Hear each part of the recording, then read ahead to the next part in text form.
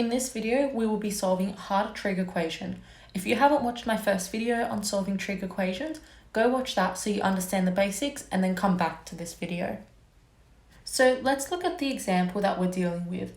We have 2 cos 3x plus root 3 equals 0, and they want us to solve for x between 0 and 360. The first thing you should do with these questions is get rid of everything outside the cos. So first move the root 3 to the other side.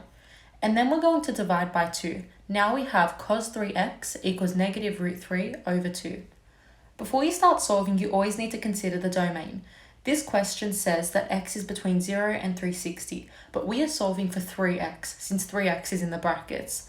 This means we need to multiply the numbers in the domain by 3 as well. So 3 times 0 is 0, and 3 times 360 is 1080. Our new domain is 0 to 1080. Now we can start solving the question with the steps I gave you in the previous video. Since cos 3x equals a negative number, the answer will lie in quadrants 2 and 3. The next step is to find the related angle. To find the related angle, do inverse cos of root 3 over 2. You are ignoring the negative to find the related angle. This should equal 30 on your calculator. Now we can find the solutions. Remember, to find second quadrant answers, we do 180 minus the related angle, and third quadrant answers are 180 plus the related angle. This gives us 180 minus 30, which is 150, and 180 plus 30, which is 210.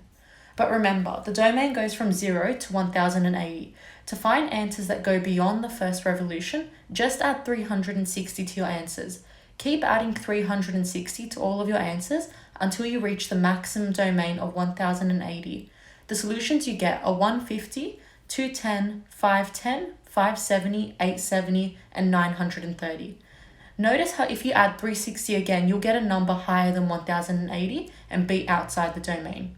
Okay, now we have our solutions. Remember, the question wants us to find x, but at the moment we have answers for 3x.